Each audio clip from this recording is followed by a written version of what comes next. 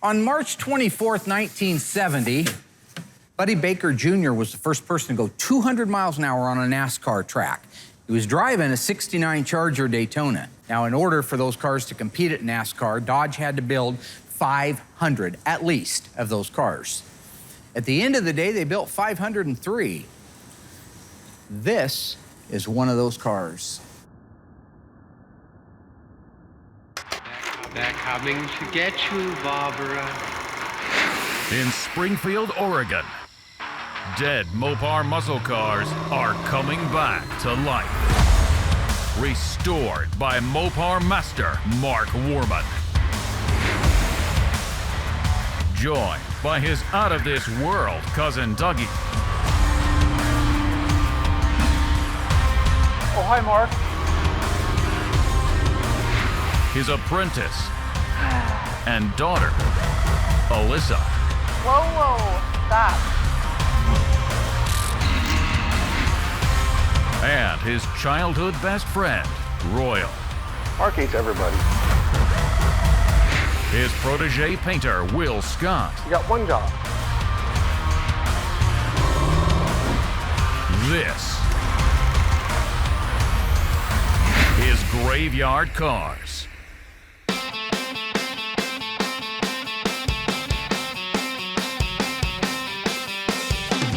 When you're talking the world of rare muscle cars, I don't care if it's a Ford, a Chevy, a Pontiac, a AMC, a Mopar, when you start getting under 1,000 versions of something built, you're talking about a very low demographic. In the case of the Daytona Charger, there were 503. Now, there is some report between 500 and 503, but the last I heard it was 503. Of those 503, remember the 440 Magnum was standard.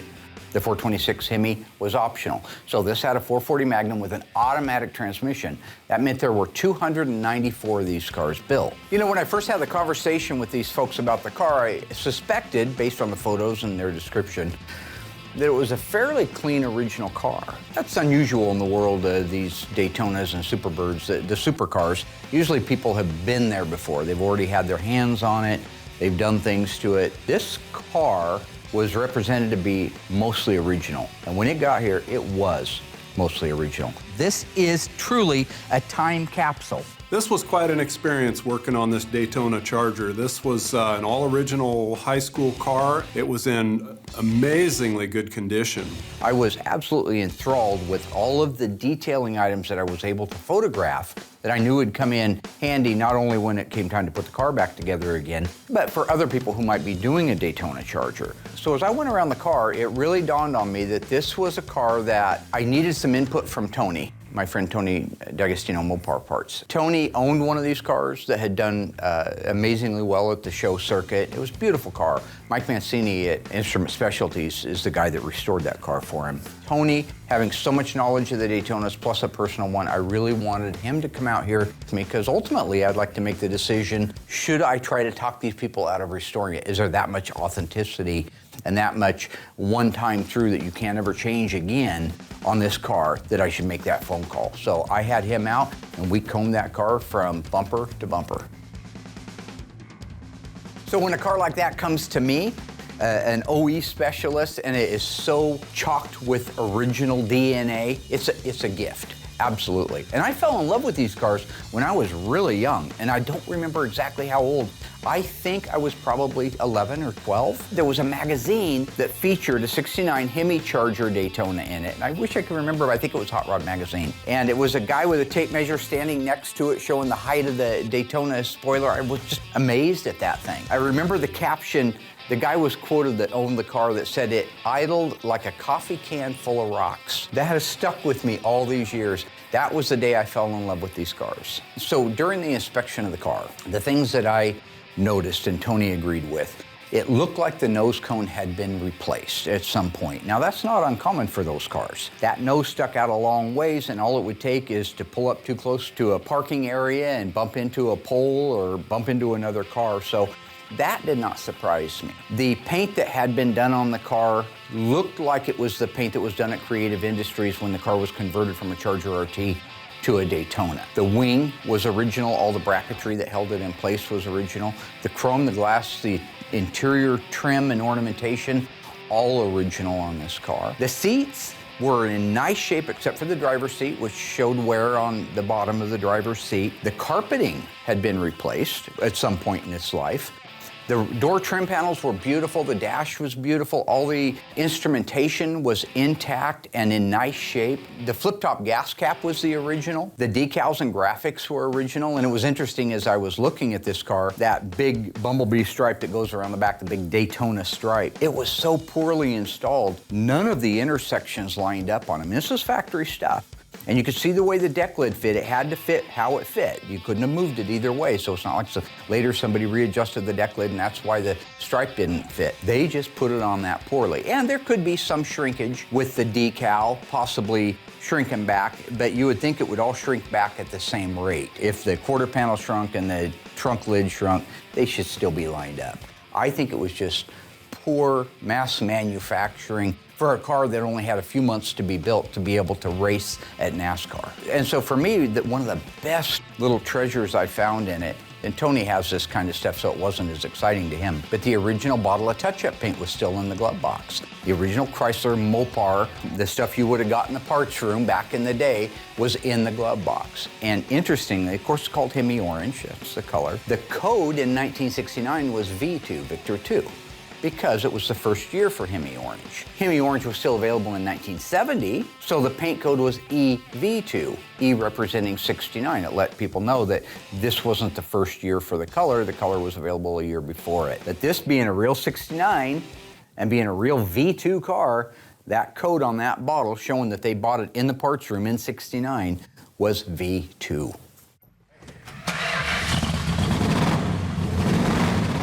Another thing that for me was fun on the car from the time it got here was that it was a running, driving car. Most graveyard cars are not running, driving cars. They're dead. They're graveyard. That's how I earned the moniker The Undertaker, is bringing these dead cars back to life. But this car was a running, driving car.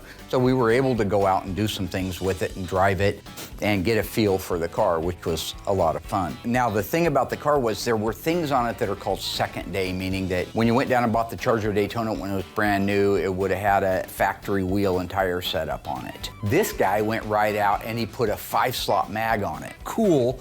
I think there were 15/8s in the back and 15/7s in the front. Great big wide meats. I think there were L60s in the back, bias ply tires. That all takes me so back to when we were kids. Well, when Dougie was a kid, because he had all that stuff. I didn't. I had one 5-slot wheel on the left rear of my car. I might have had another one on the right rear, but it wasn't the same width. I had Mojoc white spoke wheels on the front of it. Because remember, I wasn't a spooner. You know, I worked for everything. I was only 13 years old when I had my first job, and Dougie he'd go up to his daddy, hey, give me some wheels and tires, and his daddy give him wheels and tires. M-O-O-N, that spells spooner. Original owner? Original owner car, has had it its entire life.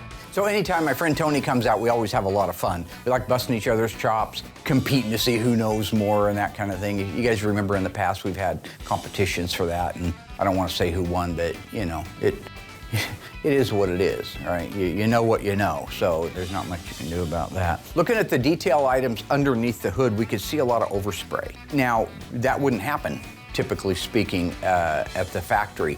But in this case, because they changed the hood and the fenders, put the nose cone on it, the spoiler, they put the back window flush mount piece in, it looks like something somebody did in their garage.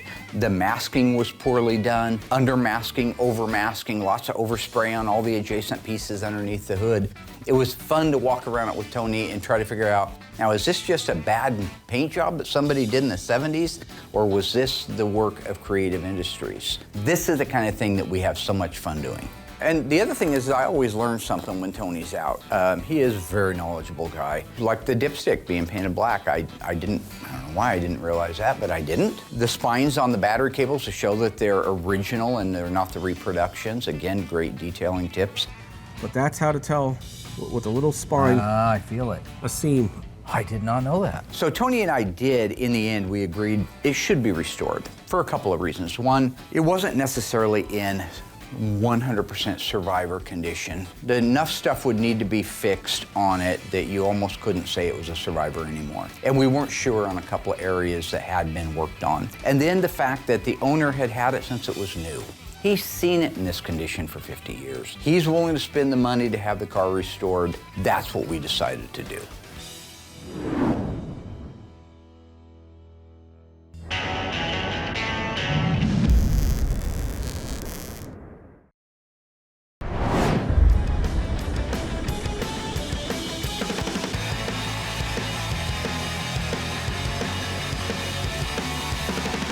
One really fun thing that we got to do with this car that I've never done before or since is we had a fan stop by who had just bought a Hellcat Challenger. He was bragging about it, putting out 707 horsepower. This was the first days of the Hellcat. So I just had the idea, get hold of this guy over in Eugene, take my car and the Hellcat over and find out really what each one of them does as far as brake horsepower. The Daytona, and I remember, almost 4,000-pound car, it's got a 375 horsepower. That's how it's rated at the crankshaft, 375 horsepower. But how much does it put to the ground, especially now that it's older and now that it's worn out a little bit? So when we ran that car on the dyno, it put out 205 horsepower to the ground, I think at about 5,000 RPM. That's amazing considering, like today, I drive a Hellcat Red Eye Challenger that puts 797 horsepower to the ground. It's unbelievable the difference in technology. And that's a small block, by the way. The Hellcat Challenger, it was putting out right at 700. They thought that it would go to the 707 if they could have got the intercooler cooler. The air coming in was real hot that day, so they couldn't get it down, get the temperature down. So it was putting out right about 700 horsepower. But that's amazing, again, to the ground out of a small block. It was really fascinating to be able to take that car out, go across the scales, go over and have it dynoed, and just drive it like we used to back in the day. A lot of fun.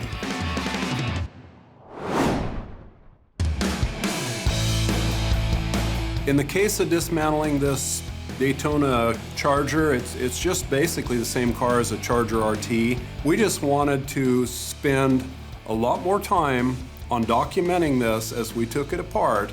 We want to save everything we can to keep this car original when we go back together. Really interesting to take this car apart and see how it was all put together. I've never pulled the nose cone off a Daytona, nor the wing. There were some surprises involved in all that. Look under your side. Oh yeah, what was going on in there? What is it? When Dave and I lifted the rear wing off this car, I was really impressed with the amount of corrosion that had dropped out of the top of the wing onto the fender. There was a big buildup. Looked like a mouse nest in there also, but electrolysis from the aluminum from sitting hot and cold weather all these years. Kind of interesting to see that under that wing because that's the first wing I've ever lifted off a Daytona Charger before. Upon removing the back seat, we did find half the broadcast sheet. Looks like the mice got the other half, unfortunately. This is what we call gold, Jerry. This is gold. Banya, Seinfeld. Mark says we might have another source for another broadcast sheet. Let's hope we find that one, and that'll give us a lot of clues to what we're doing with this car. I really loved working on the Daytona. It's a really awesome car. I loved seeing my dad do the documentation on it. I thought it was hilarious that he actually got out a couple of quarters and was checking the gaps. What I'm doing right now is using these quarters to establish scale, like how wide is the gap between the fender and the hood before we take it off. We'll never know that again. We'll never know it. I mean, it's a little bit crazy, but I love them. I have 2 quarters, and they are literally, I can't wedge them down in there. But I come to the front, and I can clearly put them both in there. So as I run it like this, I can feel it starting to get tighter and tighter, and right there is where it begins to sink in. It was fun to watch my dad nerd out, especially on the hoses. I actually used some of that information when we went to reassemble the car. Take a look at these vacuum lines. If you look, you can see ribs in there. It's smooth over here, but you have those ribs right across there. See the multi-ribs right through here? Now the backside again is smooth, but when you hold that out there, you go at a car show and you take a look, if it doesn't have those ribs in it, then it's a reproduction. Yeah, it went really smooth and amazing car. Really enjoyed working on this one.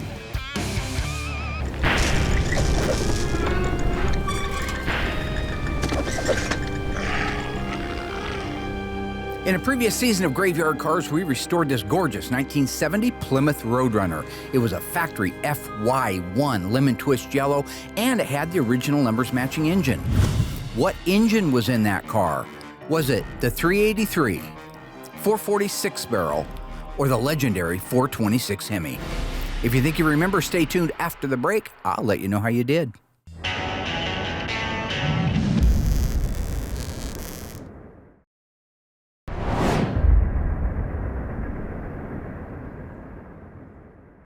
Welcome back, ghouls. How'd you do on that one? What engine did our 1970 Plymouth Roadrunner have from the factory? If you said 426 Hemi, you were wrong. Absolutely not. That would be a pretty rare one right there. This car featured the 383 Roadrunner engine, unique to the Roadrunner.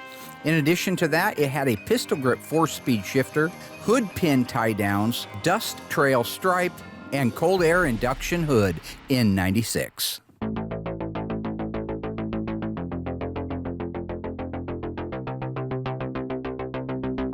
One of the cool cars that Mark had when I was a kid, I believe, was a 70 Superbird. It was a cool car because they're so unique. You know, with the nose, the wing, you'd never seen anything like it before. So doing this Daytona now, it kind of is exciting because while it's a different car, it's still a winged car. It's going the Hemi Orange, which is pretty common, but I've never sprayed a nose, I've never sprayed a wing. So doing a car like this, it's kind of iconic for me personally because I've been around them so long and this is just now my first one. Because it still is a Charger, this car has a lot of style lines. Give it back to the body man for the next block, and at that point, I'll go out there with them. No, that side looks really good, for sure. It's straight. I think you need a little fine tuning on your lines, just tighten them up a little bit. Just go over them, get familiar with the car, kind of explain some things that I've run into, because it's still, at the end of the day, is a Charger. So I've done a few of those, so I can say, hey, you know, you're blocking this line, but make sure you pay attention to this right down here. This is a problem area. So I like to make sure I have that one-on-one time with my guys. Just because it's the Daytona doesn't mean it gets any special treatment. Only difference on this car, it was a clean car to start with. So when it goes out to metal work, when it goes out to the body shop, the process is a little bit quicker. So the body man has the car. It's been primed, we've talked about it. It's time for him to start blocking it. He'll block the whole entire car, make sure his lines are crisp and straight with 120. At that point, I'll go out there and sign off on it, make sure it looks good. It comes to me, we will primer the whole car again. Make sure we've got everything dialed in. Then it will go back, he'll block the car out again with 220, bring the car back to me again, and then we'll prime it for the final time. We get the car back, we've done our final primer, let that dry for a week, and at that point, we'll bring it back into the shop, mask all of our lines, and we do that from start to finish to maintain how crisp they are. Block the whole entire car out with 320, then we will go over it with 400. It's a metallic car, but it's a very fine metallic, so we don't need to go anything past 400. At that point, we get it in the booth, get it ready. I'll seal the whole entire car. That'll fill all those little 400 scratches. Mark's always done the pre-paints for a number of years. He likes it, I get it. It does allow you to kind of cut some super small corners. If you're not sure if something's gonna come out great, it's just a pre-paint, so we'll see how it looks. But we've reversed that. You know, now we have a really, really good team here, so we just stop, spend an extra week or two on a car, and then just go right to final paint.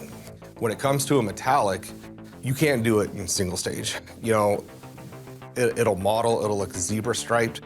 It's very important you lay that metallic out. On this particular car, Hemi Orange, the metallic is so fine that you can't even see it unless you're in a certain light.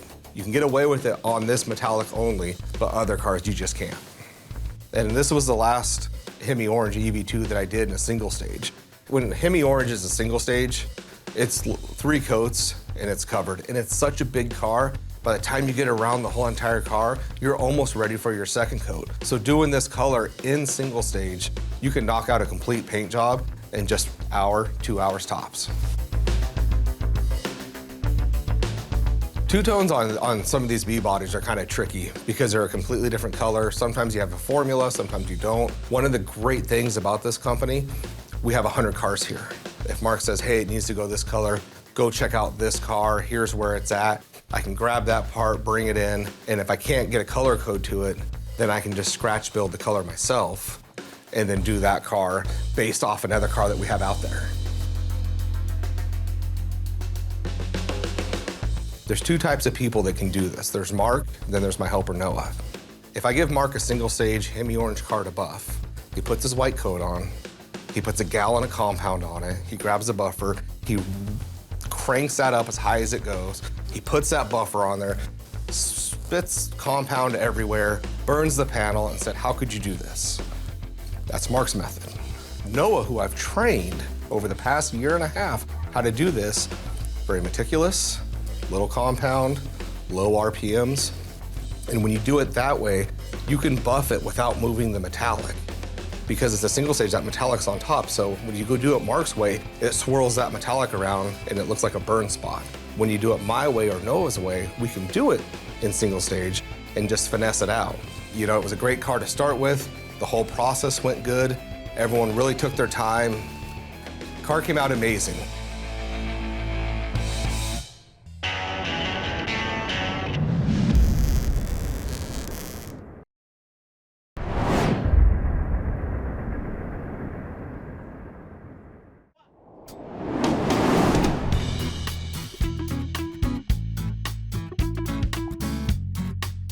Once Will had the paint work done, we needed to be able to get it out and have the headliner put in it. To be able to have the headliner put in it, it's got to be a mobile vehicle. So we put the drivetrain in it. I rounded up all my favorite guys to work with, and we put the 440, the automatic, and the 8 3/4 rear end in it. A hair back to the driver's side. Yours or ours? Which driver's side? The real driver's side this time. Okay. So in the case of the deep dish aluminum wheels that were on this car, Mark had those on his Charger back in the day too. I preferred the appliance steel 5-spoke wheels myself. Yeah, I had 5-slot mags, like I mentioned. I don't think they all matched. I think I had 8-inch in the back, 15x8s, and maybe, well, in the front I had white Mojoc wheels off of a wagon train or something, or off a Jeep. I didn't have any money. I didn't get the rich daddy option like Dougie did, where he got brand new appliance 5 spokes and BF Goodrich's for his Barracuda, or the new Barracuda for that matter. No, I got the option of the rare disease of Osgood slaughter in the left knee region, and the optional fibroma tumor in my right foot between my big toe and my index toe. I had the dead dad, and I had 8 broken crayons. That's why I'm colorblind today and can't see anything. My wheels didn't match, but I did have 2 5-slots. So, you know, that's a real knee slapper, right? I just wanted to point out how these are my favorite tires right here. Oh yeah. BF Goodrich, Radial TA. Yep. My favorite tires. The ones your daddy bought you when you were a kid. Yep. I bought Okay, them. you want to go pop those out real quick? One of the last components we have to do after the dash is installed is the steering column. Now, Justin has been restoring our steering columns here for a couple of years. Does a fantastic job. We use the original nitrocellulose lacquer with suede in it. We get it from Mike Mancini, so it matches the dash. We put in new bearing columns. We put in new turn signal switches. All of the wiring, the routing, the turn signal lever, all of that stuff is completely new or restored. He does a fantastic job on that. My dad has me running around and doing a lot of different things around here, but I totally don't mind. It is nice when I get to actually work on the cars though. And I'm not totally clueless. I know my way around a little bit. I helped Justin apply the sound deadener in a few cars. It was requested by the owner, so keep that in mind. Yes, it's not OEM, but this makes a car so much better driver. You can put the sound deadener everywhere in the car, in my opinion, except where you see it. So you wouldn't want it on the insides of the quarter panels, that's fine. You wouldn't want it on the wheelhouses where you can see it. But if it's hidden, put it on there. In this case, we've got Justin and Alyssa working together, who have really become a sharp team. So maybe I can just get Alyssa out here to help me with all of them. No, I don't mind helping. Too far? Too No, far? I can help, I'll help. No problem. Everything went smooth. Alyssa did an amazing job. She just kind of mimicked what I did on the other side. So couldn't ask for a better partner to help out with this. So the sound deadener makes a big difference. Without it, the car sounds really tinny and there's a lot of road noise. So when I build my Challenger, I'll definitely be putting sound deadener in. Justin did a great job putting the nose cone together on the car.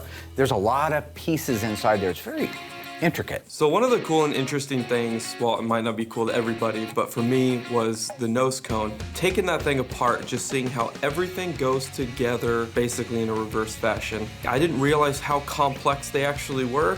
It was really good just to be able to see exactly how they did that at Creative Industries. So being able to take each piece apart, label it, and then, you know, snap a picture of how that went on there, it really just helped me out in the long run on putting that thing back together. And I thought another cool feature of that was they are spring-loaded. The headlight doors are actually spring-loaded to stay open, and they're vacuum kept down. Just in case your vacuum lines go out on you, it's gonna default to up. So if you're driving at night, you still got headlights. He was working on these cars when he was young, when he was growing up, because his dad was into these. So growing up my whole life, you know, my dad has been building Daytona tributes or clones, some people call them. Well, my grandpa was even making them before my dad was. I think I was probably born into Daytona. So him and his dad would work the weekends on these cars, and I didn't get that, obviously, because mine was dead. I didn't have the cars either, because we didn't have any money. Just being able to kind of use the knowledge that I've learned with my dad in these cars, I build these wings myself at home, but seeing a true original Daytona wing, there's just nothing like it. It's really cool. So I think he's basically what the CCR would refer to as the fortunate son. M-O-O-N, that spells CCR.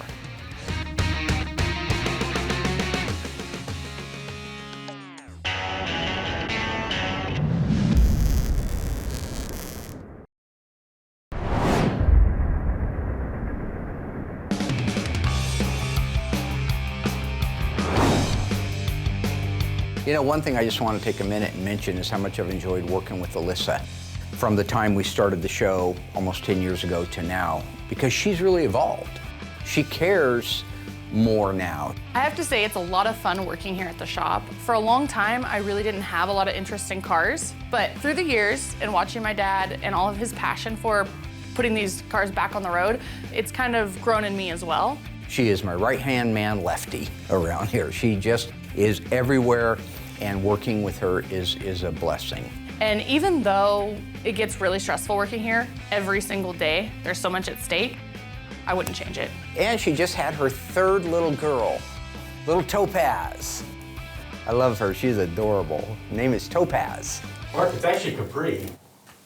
Yeah, it's Capri, it's whatever. It's a Mercury product. I tried to talk her out of that. It didn't make any sense.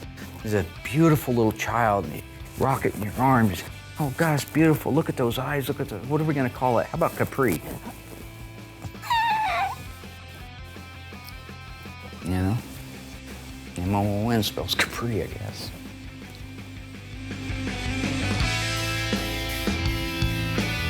It's great to be back again, helping with the exhaust systems. Really nice, the attention to detail that ECS has. All the turns, mandrel bends, they're just beautiful. I was shocked at how quickly this car got put together, especially after the paint got done. It turned out gorgeous. Seeing the Daytona finished is one of the coolest things. It came out beautiful. I love the Hemi orange that the car was. I wish it did have a white wing on it, but the black one is still pretty awesome. But the overall quality of this car is top notch.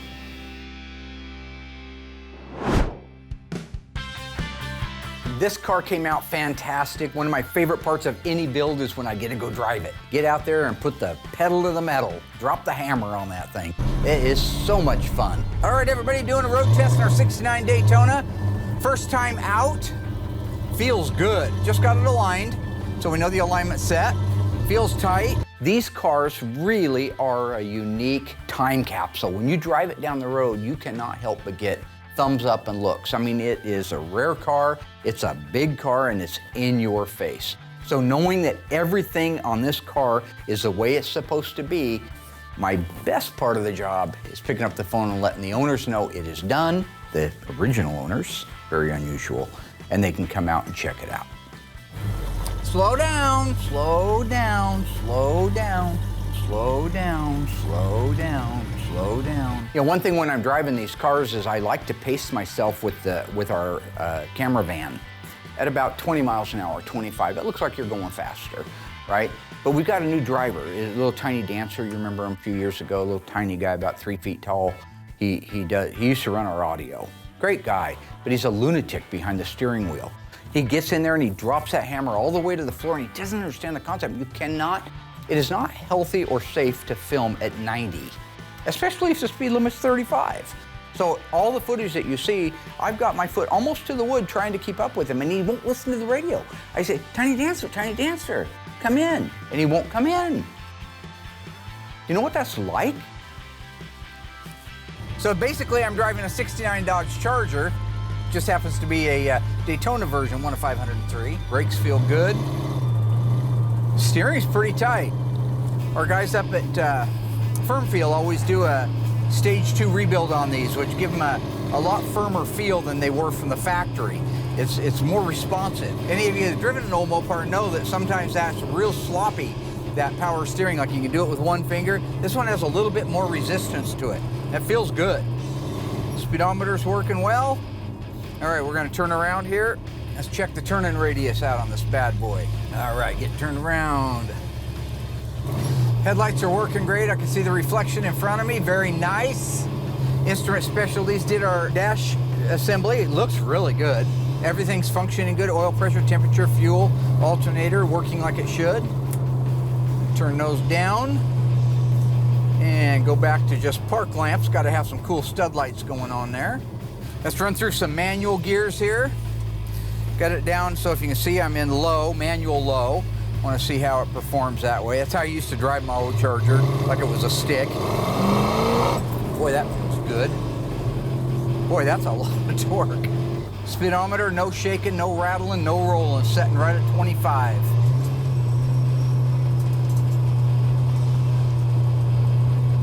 I like to think of myself as a friend first, boss probably second, and entertainer third. So that's David Brent from The Office, the actual funny one, the funny version that was done for 2 seasons plus a Christmas special with Richard Gervais. Got to make a little love to the camera once in a while. You know what I'm saying? There's second, nice shift. There's drive right there. That feels great. Man, this feels tight, feels good. I got no problem. Let's check that radio. I don't like the rock, but I'm digging steep shimmy. A Fords ain't my bag, I'd rather drive a Hemi. Rolling through the gears, don't give me none your lip. My favorite kind of shifter is a pistol grip. Turn my headphones up, man. Nah, I'm serious, I can't hear out this headphone. Go ties off with sissies. Like Cousin Eddie, real nice.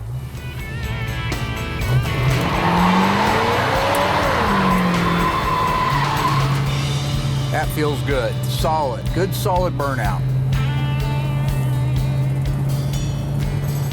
All right, folks, we got a 69 Charger Daytona rocking and rolling, turning and burning. Ready to head out on the highway. Going home to Florida.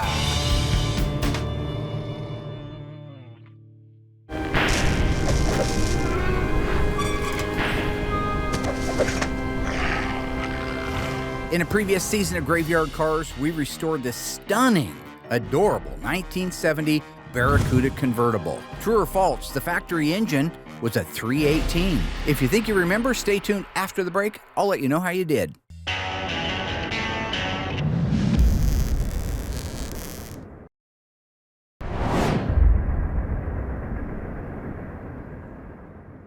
All right, ghouls, how did you do on that one? True or false, this little 1970 Barracuda was a factory 318.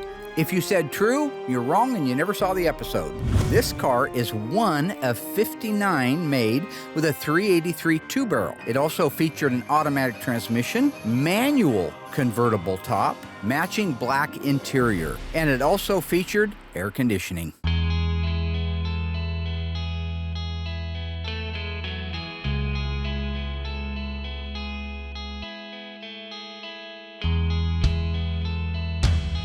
Once I got back from the road test, the first thing I did was went in and called the owners. They're down in Florida, let them know it is done, you are green light to go. They were booked on the next airplane out here. I have been waiting forever to hear the entire story of this car and how it got into their family and how it spent 50 years in the family. Again, one of the best parts of my job. My name is Michael Walton. Mine's Julie Walton. My dad had this guy, this dealer, call him on a car that somebody had ordered, and they decided they wanted a car earlier because they're going on a trip. He had this car, so I went in with them, and I was 16 years old. We looked at it, and I liked the car, and he thought it was kind of unusual, and he decided not to get it.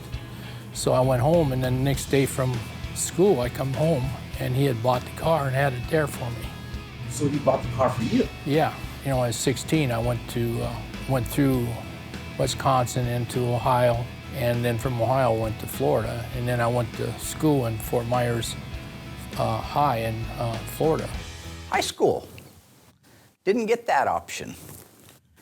Nope. If you look back through the 1980 Springfield High School Miller's Log, I had to buy on eBay because I didn't get one because I didn't go. And you go to the senior class, you see here in the W section, Warman would be right in here, and there's no Warman in there. It's so weird. I'm just oh, no, that's right. My father had passed away at that time, and we had a limited income, so I ended up having to quit school, tend to the tumor in my foot, and get a job washing cars so I could help out with the family. No graduation ceremony for me, no robe and hat in the air. Surgery on my foot. Touch and go, almost had to amputate it. They thought it was cancer. It turned out it was benign. Thank you, Lord, Mom, for praying. So, those are my golden years. Well, I was 17 when we started dating, and we eventually then went and run off and got married in the car. We went to South Dakota. Huh. My first girlfriend stabbed me in the back. On the way to South Dakota, I had an affair with a guy in Washington, big corn-fed, backwoods-ass Sasquatch-looking thing. That's what I got. Well, I was going to school in a little small town in North Dakota, and his family had just bought a farm, and they were there for the school year, and he was bringing his sister. And my dad bought a farm, too, June 25th, 1975. I saw him drive by. And, of course, he looked like he was pretty stuck up driving that car. But anyway, we kind of got together and dated. And Spooner. We did run off to South Dakota. So on the way down, he's driving through a little town, sees a carload of girls, and he starts waving at them. It's just a perfect little world, isn't it? No. Yes, he says this, but he keeps all telling I seen himself. Was hands yeah, waving. he keeps telling him that himself that so to I make waved himself. back. I saw those too. Yeah. Of course, the I funeral. knew it was in trouble once I seen. Ever been a pallbearer in your own dad's funeral? With this car, people would wave or recognize you, you know, and I'd always wave back, and you know, but it was. He's always liked the attention. It already drew attention. But that was in '72, and we're still married, going on 49 years. So, we watched the show, you know, and I knew he wanted the car redone, so it was a surprise for him. The only problem is we couldn't get the car without him. So Mark set it up where he called, and then surprised Mike on the phone, and told him we were redoing the car. Because Mike had to be the one to start the car to get it loaded. It was a surprise for him. I was happy because I knew that he would do a good job. I was surprised, yeah, and I was glad he was doing it. What is your fondest memory in the car, in general? I'd have to say when he first picked me up for our first date, he brought the car and went to a dance, didn't we? Yeah. School dance. Yeah, my first date, my brake pedal bounced off the floor of the car. Did a Brody in their front yard and ripped up the old lady's favorite flower. Sorry. We run back to get my mom's Impala, take her out on a date. In Florida. My mom had a Plymouth Superbird, a yellow one. My dad had got it was 1970. It was brand new from a dealer in Fargo, North Dakota. It had a 4-speed six-pack. I had an Impala. We had My that mom had an for Impala. years. And I tried to buy it. My dad ended up selling it to somebody. How do you try to buy a car at 16? Would have liked to have it. So then I found another car exactly like this car about 4 or 5 years ago. Vitamin C Plymouth Superbird, 4-speed with the 6-pack in it, and it's pretty much identical to that car. So I ended up buying that car. And then there was a Daytona, a white fin and a white interior. We first got married. We've seen this car used. It had like 3,200 miles on it. We had it for a little while, and then we started farming. We needed money for farming, so I sold it to my brother. A few years ago, I bought a car similar to that with a white fin, and it was red, Daytona. Anyway, I bought it for her, so. And then we have another red Superbird, Tor red, but it's kind of like a Hemi orange. So we got 2 Superbirds and these 2 Daytonas. We have 4 kids, and they all want this car. So we thought we bought 3 more, and we can just each have one, you know. So. I don't need that. Just all I do is think about driving into oncoming traffic. The more I hear, I'm just finished with that stuff. So you guys can finish up your little interviews and all your little happy crap and send it to the network. MOON, that spells cut.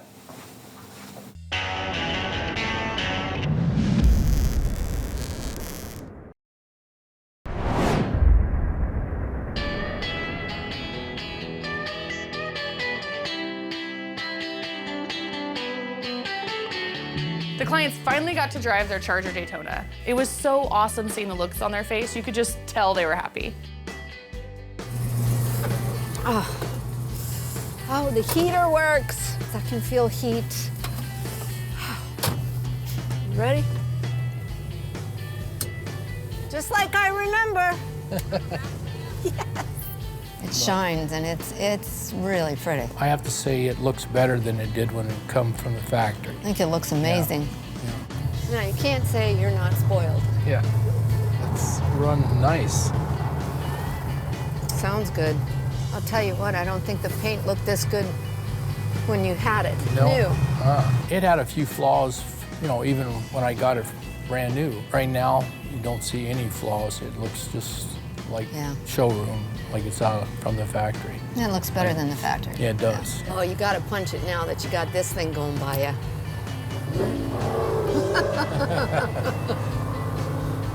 He's wanting to race. Yeah, he's wanting to race. I don't think it was worth keeping it as a survivor. The original engine had already been stolen, so.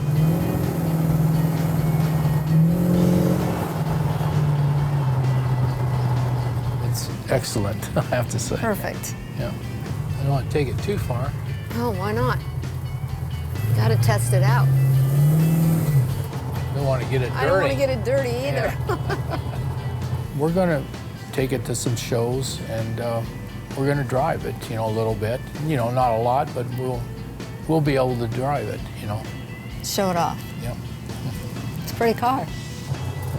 Don't hit any rocks. We don't want to chip the paint. Well, you should be happy about this one. Yeah. Oh, I'm very happy, yeah. Excited.